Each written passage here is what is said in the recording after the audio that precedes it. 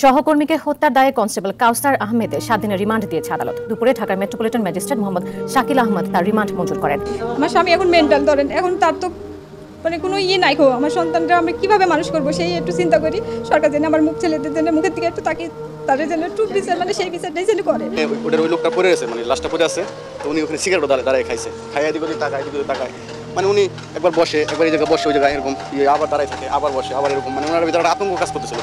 সব মিলে মানসিক অবস্থা ভালো ছিল না বলেই এই কথা কাটাকাটির জেরে সেই কনস্টেবল কাউসার আলী একেবারে কাছ থেকে মনিরুল হককে গুলি করেন।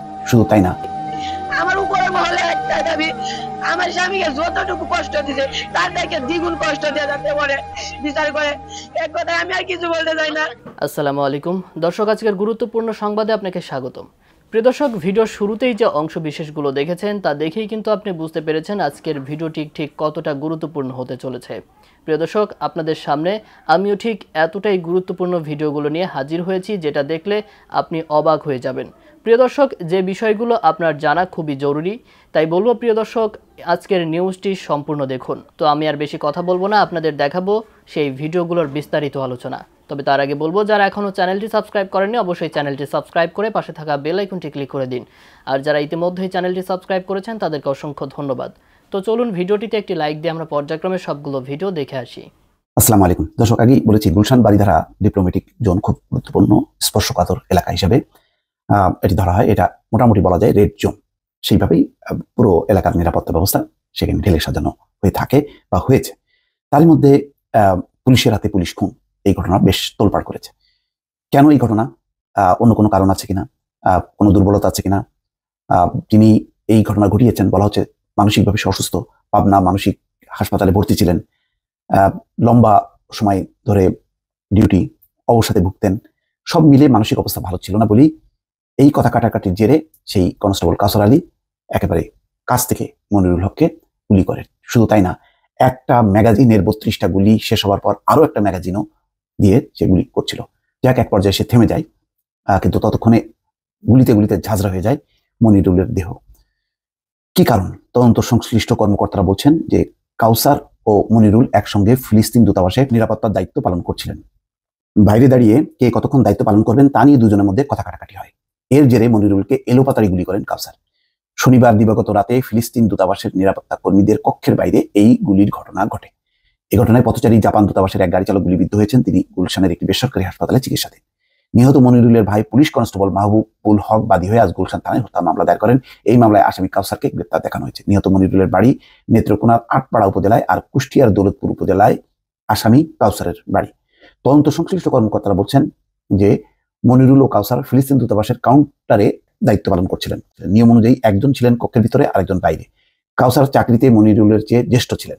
তিনি চাইতেন মনিরুল তাকে সম্মান করুক, কিছুটা বেশি সময় বাইরে দাঁড়িয়ে দায়িত্ব পালন করুক, কিন্তু মনিরুল সেই কথা শুনতেন না। এতেই ক্ষিপ্ত হয়ে মনিরুলকে গুলি করেন কাউসার। মনিরুলকে গুলির ঘটনার দৃশ্য ধরা পড়েছে ওই এলাকার একাধিক সিসি ক্যামেরার ফুটেজে। এতে দেখা যায় দূতাবাসের ফুটপাতের রাস্তায় দাঁড়িয়ে দায়িত্ব পালন করছেন মনিরুল। সেখানে একটি কক্ষ থেকে অস্ত্র হাতে বেরিয়ে মনিরুলকে খুব কাছ থেকে গুলি করেন কাউসার। এক পর্যায়ে রাস্তায় পড়ে যান মনিরুল, তখন আরো কাছে এসে এলোপাতাড়ি গুলি করতে থাকেন। এর কিছুক্ষণ পর রাস্তায় পড়ে থাকা মনিরুলের অস্ত্র হাতে তুলে নিয়ে কক্ষের দিকে ফিরে যান কাউসার। তদন্ত সংশ্লিষ্ট বলছে কাউসারের সঙ্গে থাকা অস্ত্রটি গুলি ভর্তি ছিল। শুরু থেকে তিনি অস্ত্রটির ট্রিগার ধরেছিলেন। এতে অনেকগুলো গুলি লাগে মনিরুলের বাঁ চোখ সহ শরীরের বিভিন্ন অংশে। কাউসারের কাছ থেকে 20 রাউন্ড গুলি উদ্ধার করা হয়েছে। ঢাকা মহানগর পুলিশের গুলশান বিভাগের উপকমিশনার রিফাত রহমান শামীম বলছেন কাউসারকে জিজ্ঞাসাবাদের জন্য আদালত 7 দিনের রিমান্ড মঞ্জুর করেছেন। মনিরুলের মরদেহ এখন শহীদ সোহরাওয়ার্দী মেডিকেল কলেজ মর্গে রয়েছেন। একজন ম্যাজিস্ট্রেটের উপস্থিতিতে মরদেহের সুরত হাল প্রতিবেদন করা হবে, তারপর ময়নাতদন্ত করে লাশ পরিবারের কাছে হস্তান্তর করা হবে।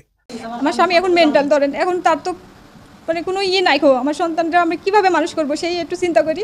সরকার যেন আমার ছেলেদের জন্য মুখের দিকে একটু তাকিয়ে তাদের জন্য একটু বিচার সেই বিচারটাই যেন করে। ঘুমাইছিলাম রাত 3টার সময়, আরন স্যার ফোন করে আমারে বলছে যে আপনার স্বামী কি আপনার সঙ্গে কথা বলছে, এরকম বলছে। তা আমি বলছি না, ওনার সাথে তো আমার এখন পর্যন্ত কথা হয়নি। তো আপনার স্বামী শুনছেন না কি যে আপনার স্বামী একজনকে খুন করেছে? এটার বিষয় কারণ হচ্ছে তার মানসিক সমস্যা আছে, কেননা সে মাদকাসক্তিতে আসক্ত ছিল। এখন সে নাই আমার জানা মতে, মাঝে মাঝে মাথার সমস্যা হয়।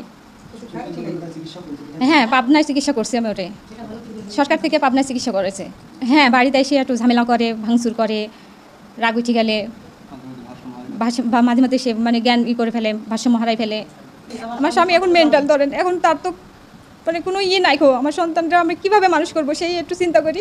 সরকার যেন আমার ছেলেদের জন্য মুখের দিকে একটু তাকিয়ে তাদের জন্য একটু বিচার, মানে সেই বিচারটাই যেন করে। আগে আমার স্বামী একবার হচ্ছে চাকরি খাগড়াছড়িতে চাকরি অবস্থা থেকে প্রায় 14 মাস হচ্ছে বাড়িতে এসে বসছিল, ধরেন মানে চাকরি সাইডে চলে এসেছিলো। আবার মাথার হচ্ছে ব্রেনের সমস্যা হয়েছিল, সেই জন্য চাকরি থেকে বাড়িতে আসার পর আমরা আবার মেন্টালি যখন বেশি আকারে খারাপ হয়ে গেল তখন পাবনায় আবার ভর্তি করে আসি। ওখান থেকে তারপর সরকারিভাবে তার চিকিৎসা হয়, তারপর বাড়িতে আসে আবার আমরা ধরেন তাকে ওষুধ খাওয়াই, ট্রিটমেন্ট করি, ভালোই। এখন যে কিভাবে হলো আবার আমরা মনে করি যে সেই মেন্টালি আবার চাপটায় আসাতেই আমার স্বামী এরকম একটা খুন করে বসেছে। হ্যাঁ, এরকম এক জায়গায় হয়েছিল ঢাকাতে, সেটা হচ্ছে আমার স্বামী খাবার নিয়েছিল ক্যান্টিন থেকে, খাবারটা আমার স্বামীর হাত থেকে ফেলাই দিছিল, তাইতেও উনি হচ্ছে আমার স্বামী হচ্ছে তাকে একটা মানে মারার মতো করছিল। খাগড়াছড়ি থেকে পালাই এসেছিল, মাথার সমস্যার কারণে চলে আসছিল। চাকরি থেকে চলে আসি আবার 14 মাস পরে আবার সে চাকরিতে আবার জয়েন করে। সহকর্মীকে হত্যার দায়ে কনস্টেবল কাউসার আহমেদের 7 দিনের রিমান্ড দিয়েছে আদালত। দুপুরে ঢাকার মেট্রোপলিটন ম্যাজিস্ট্রেট মোহাম্মদ শাকিল আহমদ তার রিমান্ড মঞ্জুর করেন। এদিকে প্রাথমিক জিজ্ঞাসাবাদে নিজের অস্ত্র দিয়ে সহকর্মীকে গুলি করে হত্যার কারণ জানাতে পারেনি পুলিশ। তবে কাউসার নিজেকে মানসিক ভারসাম্যহীন প্রমাণে চেষ্টা করছে বলে জানায় তারা। দেখুন শরৎ খানের রিপোর্ট। পৌনে 12টার দিকে রাজধানীর বারিধারায় ফিলিস্তিন দূতাবাসের সামনে হঠাৎ গুলির শব্দ। সিসিটিভির ফুটেজে দেখা যায় মাটিতে পড়ে থাকা সহকর্মীকে একের পর এক গুলি করছেন পুলিশ সদস্য কাউসার আহমেদ। এতে ঘটনাস্থলেই মারা যান মনিরুল। এলোপাতারি গুলিতে পাশে থাকা জাপান দূতাবাসের গাড়ি চালক সাজ্জাদ হোসেন নামে আরেকজন আহত হন। দায়িত্ব পালনকালে ব্রাজিলের আধুনিক সাবমেশিন গান SMT ব্যবহার করতেন কাউসার। এর প্রতিটি ম্যাগজিনে গুলি থাকে 30 রাউন্ড। একের পর এক গুলির শব্দে আতঙ্কিত হয়ে পড়েন আশপাশের মানুষ। ঘটনার পর দীর্ঘক্ষণ মনিরুল ইসলাম পড়ে থাকেন রাস্তাতেই। তখন পাশেই থাকা কাউসার অস্বাভাবিক আচরণ করছিলেন। উনি এখানে ওই লোকটা পড়ে আছে, মানে লাশটা পড়ে আছে, তো উনি ওখানে সিগারেট দাঁড়ায় খাইছে, খাইয়া এদিক ওদিক তাকায়, মানে উনি একবার বসে, একবার এই জায়গায় বসে, ওই জায়গায় এরকম আবার দাঁড়ায় থাকে, আবার বসে, আবার এরকম, মানে ওনার ভিতরে আতঙ্ক কাজ করতেছিল। পুলিশের মুখপাত্র জানান মনিরুল ইসলামকে 8 থেকে 9 রাউন্ড গুলি করেছেন কাউসার। দুইজনের মধ্যে কোনো বিষয় নিয়ে তর্কের কারণেই এমনটা হয়েছে বলে প্রাথমিকভাবে ধারণা করছে পুলিশ। ইন্সপেক্টর জেনারেল মহোদয় কিন্তু কথা বলেছেন, পুলিশ কমিশনার মহোদয়। এই ঘটনায় কনস্টেবল কাউসারকে আসামি করে গুলশান থানায় মামলা করেন নিহত মনিরুল হকের ভাই মোহাম্মদ মাহবুবুল হক। দুপুরে তাকে আদালতে হাজির করে 10 দিনের রিমান্ড আবেদন করা হলে 7 দিনের রিমান্ড মঞ্জুর করেন ঢাকার মেট্রোপলিটন ম্যাজিস্ট্রেট মোহাম্মদ শাকিল আহমদ। নিহত মনিরুল ইসলামের মরদেহ ময়নাতদন্তের জন্য রাখা হয় শহীদ সোহরাওয়ার্দী মেডিকেল কলেজ হাসপাতালে। সেখানে দিনভর মরদেহের অপেক্ষায় ছিলেন স্বজনেরা। নিহত মনিরুল ইসলামের বাড়ি নেত্রকোনায়। 3 বছরের একটি সন্তানও আছে মনিরুলের।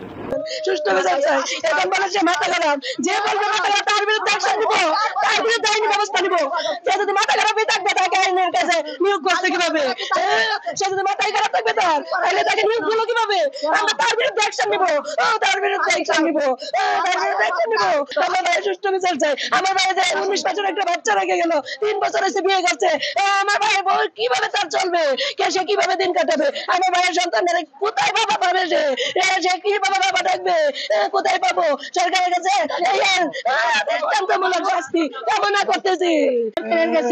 একটাই অপরাধীরে যেন কোনো কারণ দেখায় করা না হয়। সে মাথা খারাপ ছিল কিনা, ভারসাম্যহীন ছিল কিনা, এগুলো আমাদের জানা দরকার নাই। সে যদি এরকমই হবে তাকে কেন ডিফেন্সের চাকরির মধ্যে কেন তাকে রাখা হবে?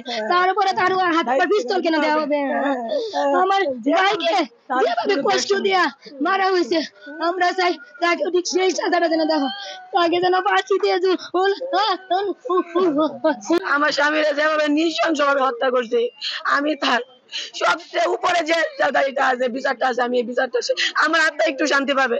আমি আর কিচ্ছু চাই না, কোনো কিচ্ছু চাই না। আমার একটাই দাবি, আমার উপরের মহলে একটাই দাবি, আমার স্বামীকে যতটুকু কষ্ট দিছে তার থেকে দ্বিগুণ কষ্ট দিয়ে যাতে বলে বিচার করে। এক কথায় আমি আর কিছু বলতে চাই না, আমার স্বামীর খুনির বিচার আমি চাই, আমি আর কিছু চাই না। তো দর্শক মণ্ডলী, আমি আশা করছি আজকের ভিডিওটি আপনি খুব মনোযোগ দিয়ে দেখেছেন।